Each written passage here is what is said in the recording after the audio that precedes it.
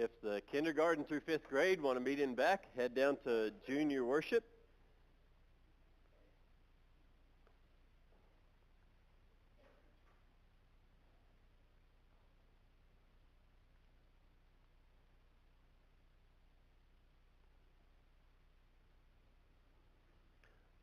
On the bulletin, you may notice that on the back where it says today's message, of gods there are many. Of gods there are many. Does that sound right?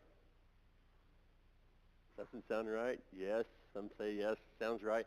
Turn to 1 Corinthians chapter 8, if you would. 1 Corinthians chapter 8.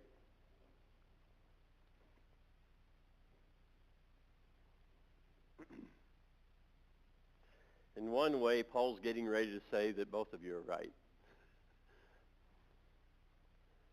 Chapter 8, verse 1. Now concerning things sacrificed to idols, we know that we all have knowledge. Now, here's the situation they were in.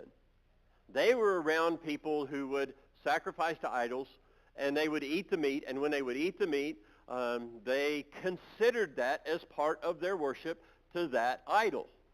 There are still many, many people in the world today. We're not faced with it a lot in our society. Certain places you can go, you can probably find some people that are doing exactly this. And I know some that, have owned sheep farms and things like that have experienced, those coming out and actually going through the process of butchering the sheep right there and doing it in a sacrificial way. And that, so you can encounter it here in our society as well. But they encountered it every day. It was all around them. And so that was their culture. That was their society that they were facing. And you had people, this was Corinth. I mean, this was this Middle Asian city that was made up of people that came from all different walks, all different backgrounds, and there was a lot of people who would have been doing exactly these kinds of things. The temples there, the existence of the altars, the sacrifices taking place.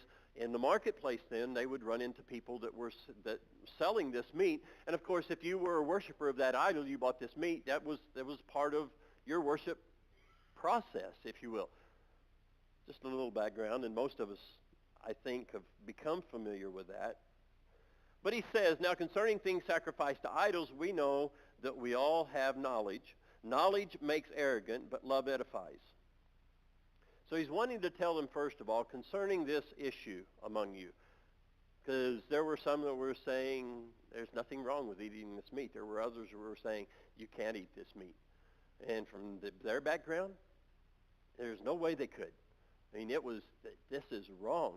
You can't do this. We end up with things like this sometimes because of our backgrounds, because of things we've experienced perhaps, or whatever. We end up in circumstances where one of us says, you can't do that. That's wrong. The other one's saying, no, there's nothing wrong in this. There's absolutely nothing. It's not against God. And so we end up with the same kind of circumstance. So Paul's addressing them, and he says, we have knowledge. He's getting ready to tell them the knowledge about God and who the true God is. You can have knowledge, but knowledge makes arrogant, but love edifies. So we need to not just use our knowledge and make conclusions based upon what we can know. Love has to come into it, and that's the context of him saying these things. Verse 2, if anyone supposes that he knows anything, he has not yet known as he ought to know. But if anyone loves God, he is known by him. So if you think you know something, if you think you've learned some things in life, you still don't know as you ought to know. I mean, there's so much more that you could know. I was talking with Remington about this the other day, just a couple of days ago, as a matter of fact. I mean, there are so many things that you could do in life. I mean, so many things you may want to do, but there's only so much time to do them. I just can't imagine somebody getting bored. You hear people that maybe have done all kinds of things. Well, they're just bored with life. There are so many things that a person could do. So many things to see. So many people to meet. I mean, just think of the possibilities. I mean, sometimes we get locked into picking one career, if you will. And we're locked into that career, and okay, that's what we do. And maybe that's exactly what you want to do, and that's fantastic. But what if you chose? And some people do this. Some people do it in their 50s. or 60s. And she's, okay, I'm going to go back to school. I'm going to learn to do this. And they start doing that. And you see this. And that's not for everybody. But you can live a lifetime, and you're not going to know everything there is to know. There's still things to learn. I remember my grandfather talking to me at 98. And just, as he would read in the scriptures and study them and have questions, he would ask me questions. I said, I don't know what you know, but like the two witnesses in Revelation. Now you're going to have to go there and look. Don't look it up right now. But that was one of the questions that just continued. He would continually change his mind on that, and look at it and want to bounce it off of other people, still wanting to learn, and regardless of what you know, where you've been, what you've learned, there's still more to know. But if you love God, then you're known by him. That's so much more important. Anything else you can learn. Therefore, concerning the eating of things sacrificed to idols, we know that there is no such thing as an idol in the world. That there is no God but one. For even if there are so-called gods, whether in heaven or on earth, as indeed there are many gods and many lords. Seem confusing? Okay, if we don't keep in context what he's saying, it could sound a bit confusing. For even if there are so-called gods, whether in heaven or on earth, as indeed there are many gods and many lords, yet for us there is but one God, the Father, from whom are all things, and we exist for him, and one Lord, Jesus Christ, by whom are all things, and we exist through him. There is just one God, and he made that statement, and he made it very clear. There is just one God. But when you consider people and people's reactions and people's lives and people's choices, there's many, many gods.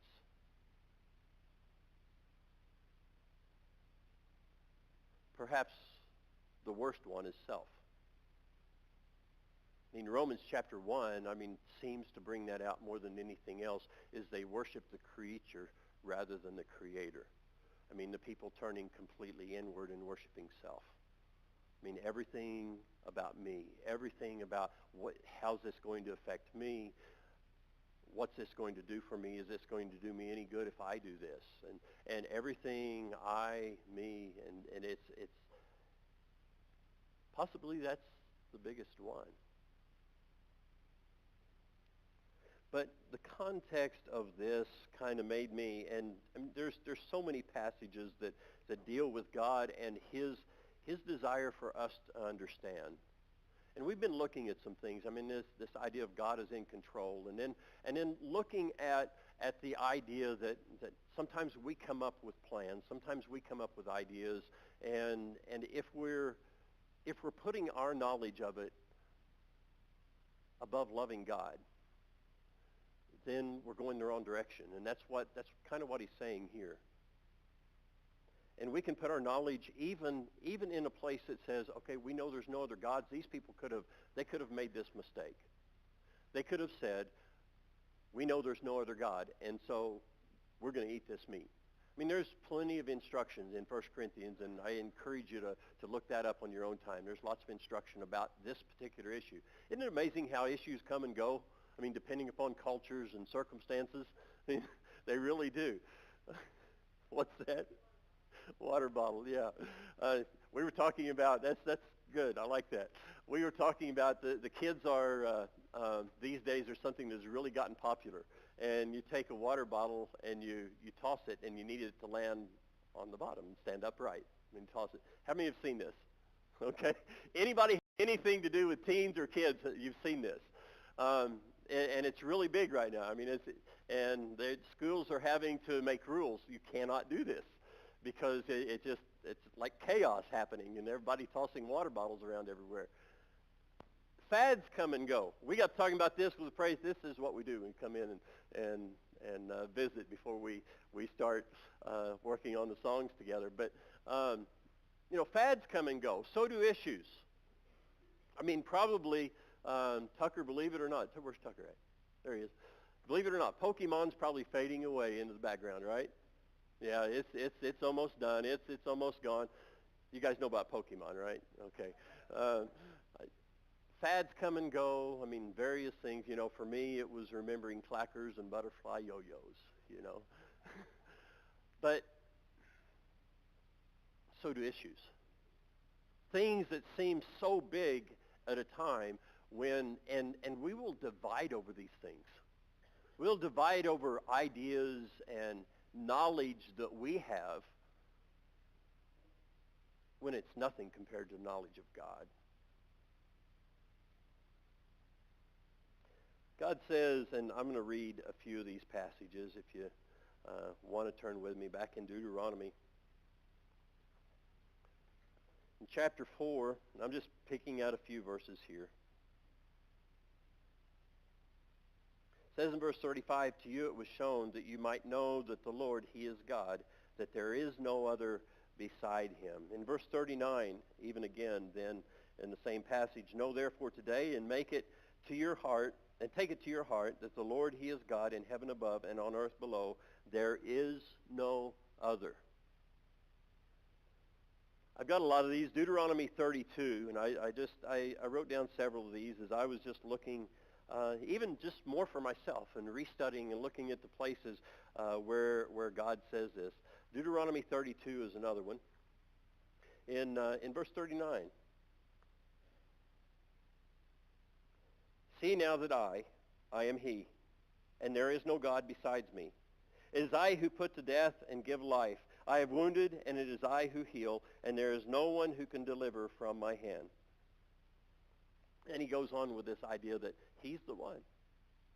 There is no other God besides him. It is not this idea that would be closer, say, to a Hindu belief, that there is one creator and master of the universe, but then there are many, many other gods that are out here. And so they have various abilities and various forms of deity or levels of deity even within them and that type of thing. And so there are many gods that you could worship that would ultimately be worshiping the creator of everything. And that's not exactly it, but it's very close to what, some others believe. But that's not what the Bible is teaching. There is one God. So when he says the statement over here in 1 Corinthians chapter 8, but of gods there are many, he's already made the statement, and he's made himself clear, there is one God, and we know that. That's the knowledge that he's talking about. But that even itself was the knowledge that could stand to tear these people apart from each other. Because others didn't have that knowledge, and when they ate that meat, they were thinking, I'm worshiping another God. And so he's telling them, be careful what you do. Don't just base it on your knowledge.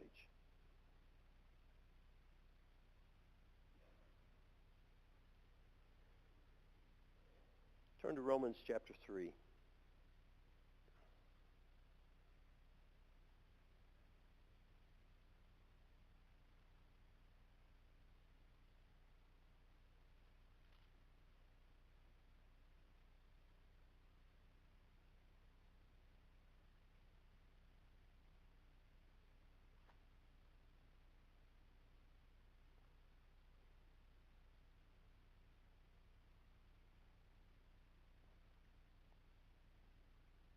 There's a lot of discussion in Romans about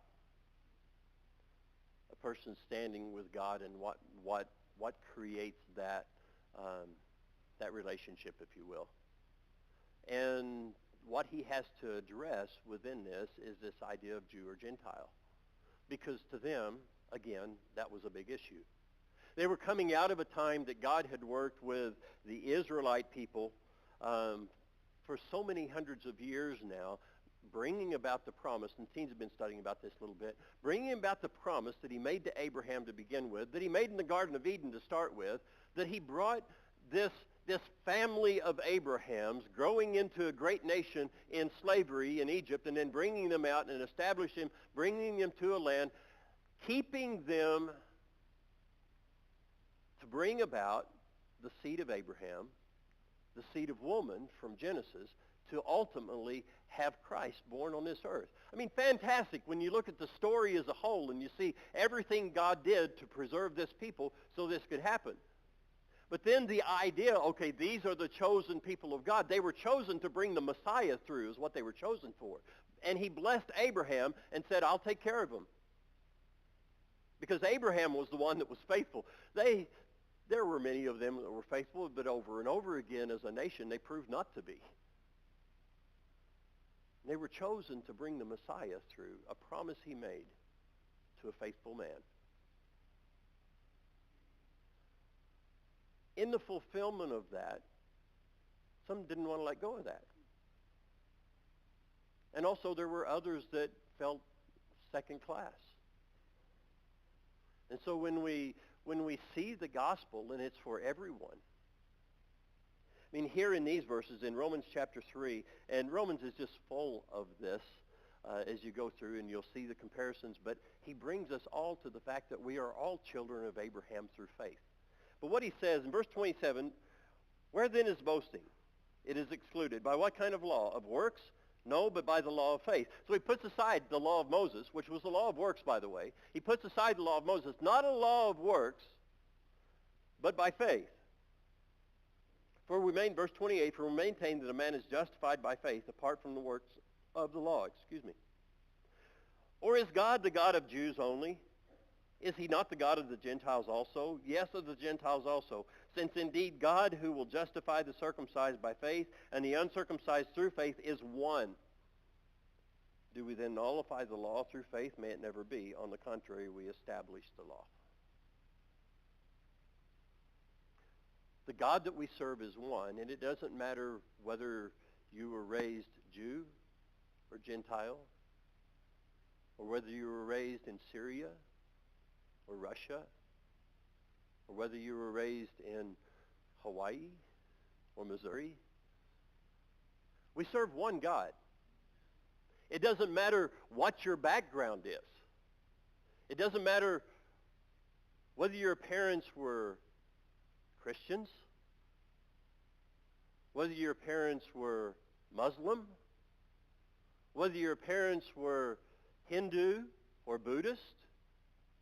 It makes absolutely no difference what you have done in the past. Whether you have murdered somebody, whether you have raped somebody, whether you have mistreated your kids as you were raising them or mistreating them. It makes no difference whether you've cheated on your taxes. It makes no difference whether you fill in the blanks. The gospel's for all because we serve one God who is the God for everybody. He is the creator. He is the designer. And without trying to preach again what I said, I think it was 3 weeks ago, God is in control.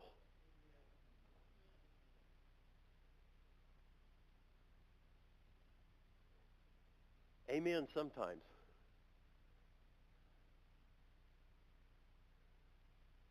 Because there's times that even those who are to be the people of God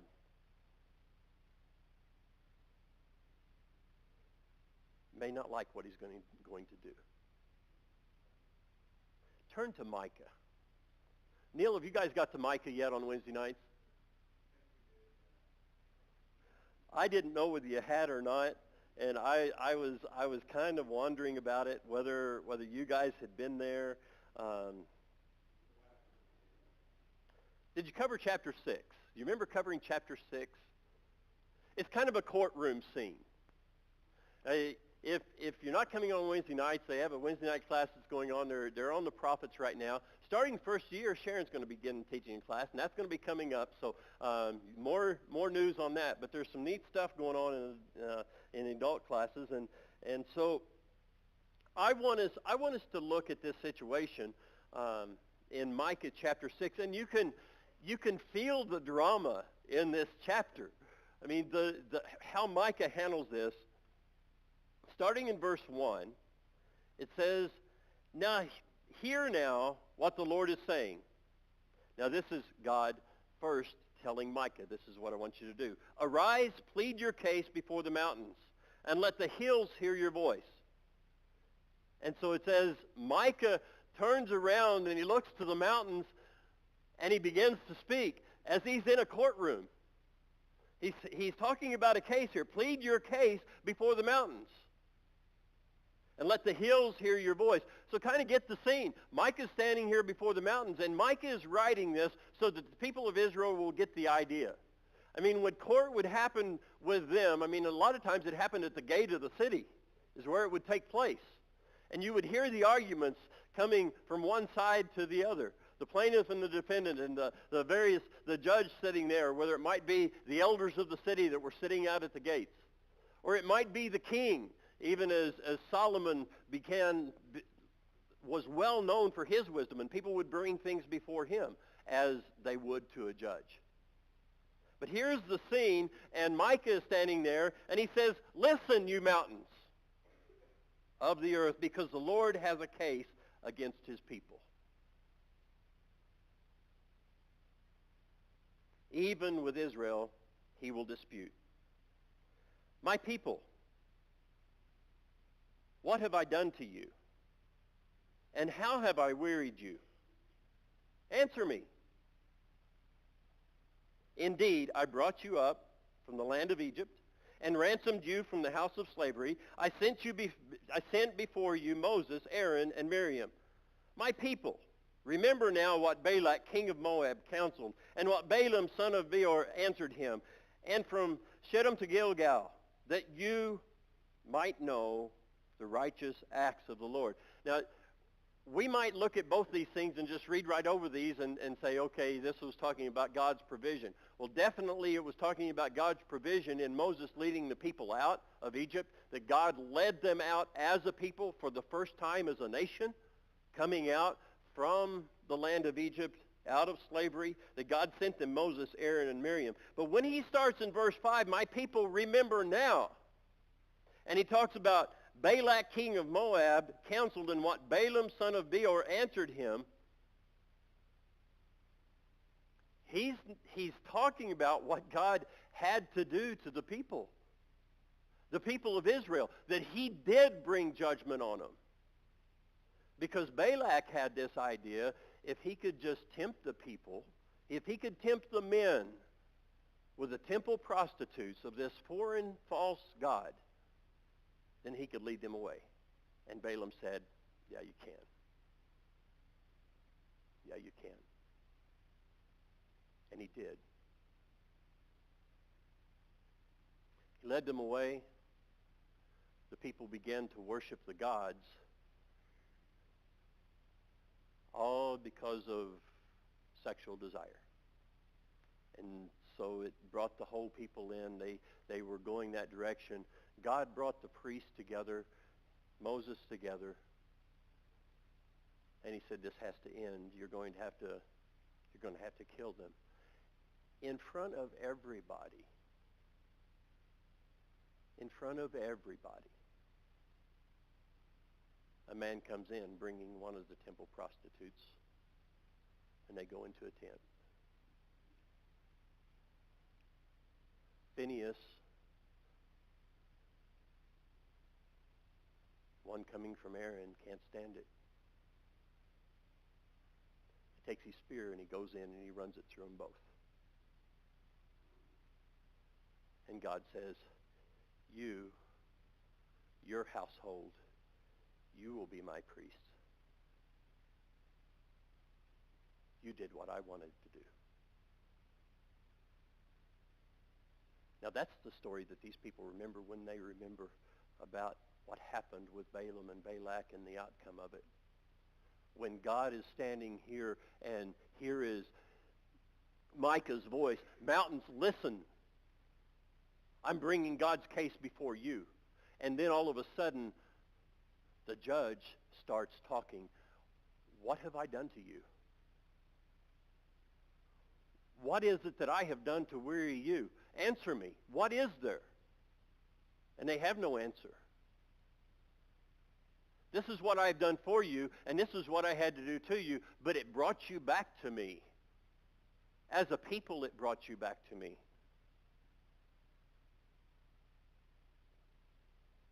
Verse 6, with what shall I come to the Lord and bow myself before the God on high? Shall I come to him with burnt offerings, with yearly calves? Does the Lord take delight in thousands of rams and 10,000 rivers of oil? This is hyperbole, if you will. This is exaggerating, because God never demanded thousands of rams. I mean, not at once. He never demanded rivers of oil. But he said, if you give everything you have, and you kind of get an indication that the people are ramping up their sacrifices, even as Solomon did this kind of thing. I mean, he would do thousands at a time, maybe feeling guilty because of all the wives and concubines that he had and the direction that he went in life, as opposed to what he was instructing other people to go. But he says, is that what I want?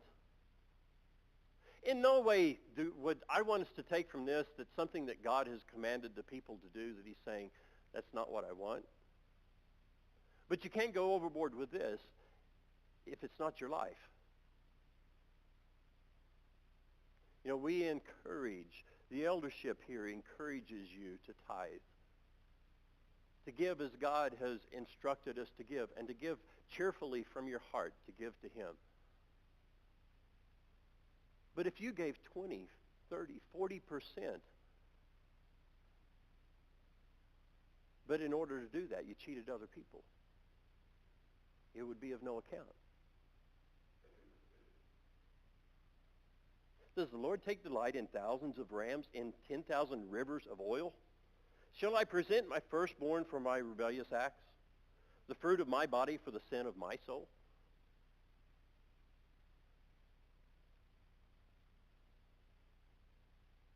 He has told you, O man, what is good.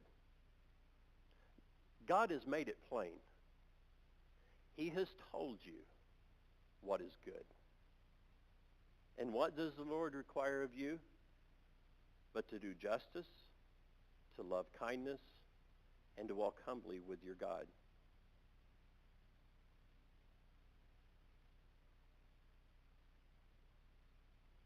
I think that deserves to be read again. What does he require? To do justice, to love kindness, and to walk humbly with your God. The voice of the Lord will call to the city, and it is sound wisdom to fear your name. Hear, O tribe, who has appointed its time. Is there a man in the wicked house along with the treasures of wickedness, and a short measure that is cursed? I mean, that was a big thing in its day, a short measure. You would actually have something that would measure an ephah of flour that would be short, because you would cheat people with it. That you would have a bag full of weights that were wrong, that it looked like weighing out the right amount for somebody that was buying something. You know, the gas pumps used to you would pump a gallon. This is before my time, okay, but I've seen them. Rex, you remember them? Okay. You would pump that gallon of gas up in the top, and you'd see it go up in the top, and that's where the hose came from, and you'd put it in your car. Why? Make sure you get your gallon of gas, right? Now we have, regulations and people that go around and check the machines so that we're sure that we're getting the gallon of gas. Even now, we kind of check that out sometimes, don't we? If you got to fill up a lawnmower can to see if you really got a gallon in there. Yeah, I'm suspicious in nature, okay? But this was a big thing. They were cheating people, and they planned to cheat people. You don't accidentally have a bag full of false weights. You don't accidentally have a bushel basket that's not really a bushel. They were cheating people. Verse 11, can I justify wicked scales in a bag of deceptive weights? For the rich men of the city are full of violence.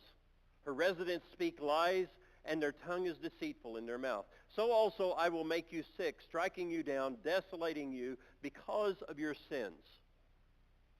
You will eat, but you will not be satisfied, and your vileness will be in your midst.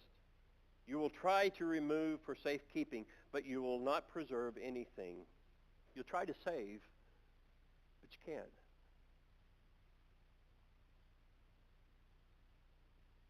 And what you do preserve, I will give to the sword. You will sow, but you will not reap. You will tread the olive, but will not anoint yourself with oil. And the grapes, but you will not drink wine. The statues of Omri and all the works of the house of Ahab are observed, and in their devices you walk. Therefore I will give you up for destruction, inhabitants for derision, and you will bear the reproach of my people.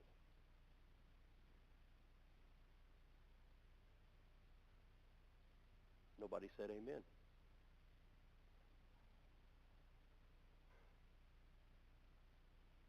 We don't like this court case, do we? We don't like the outcome of this.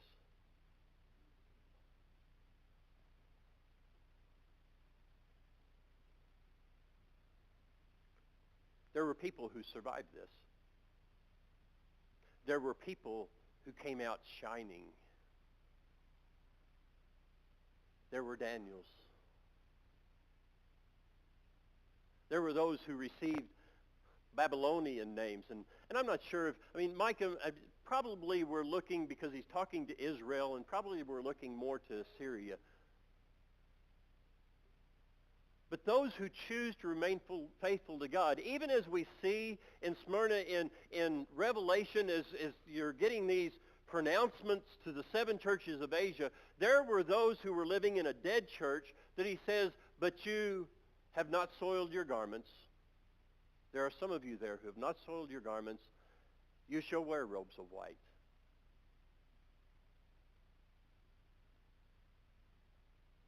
Our task, whether it be as a church, and hopefully so, or whether it be as individuals, and even more hopefully so, that regardless of what happens in our nation, what happens in the world around us,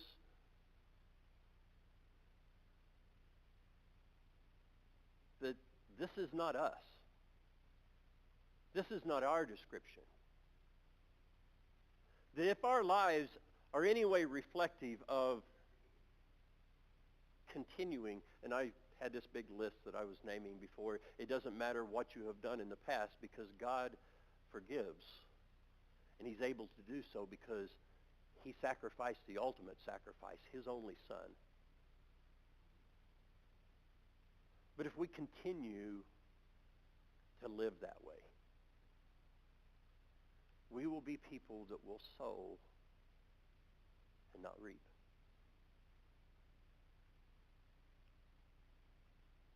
It's interesting how that kind of transfers in our minds because of the parable of the sower, and we kind of looked at that last week, how that kind of transfers in our minds just from a farmer's standpoint to a spiritual one, doesn't it?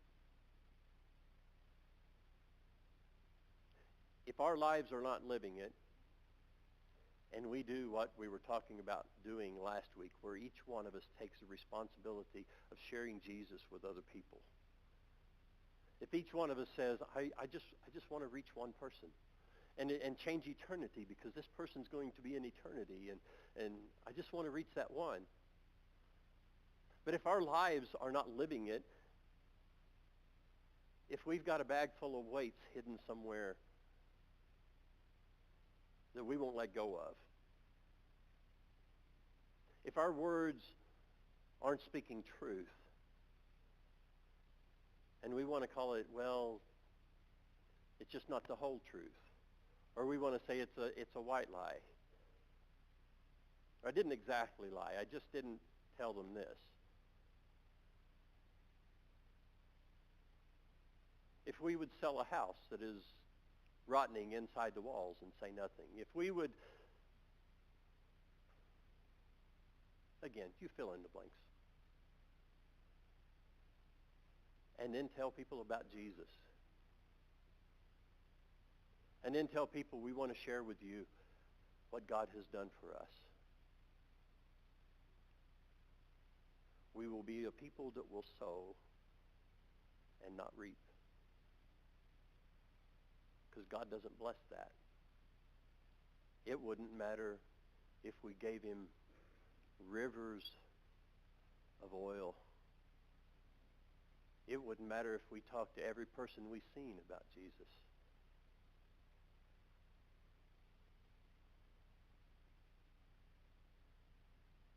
Our life has to be right.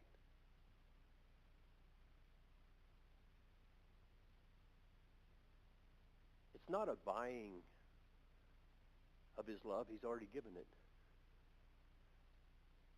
It's a love in return. Praise team wants to come on up. You guys can. Of gods there are many. Paul said so. There's just one God.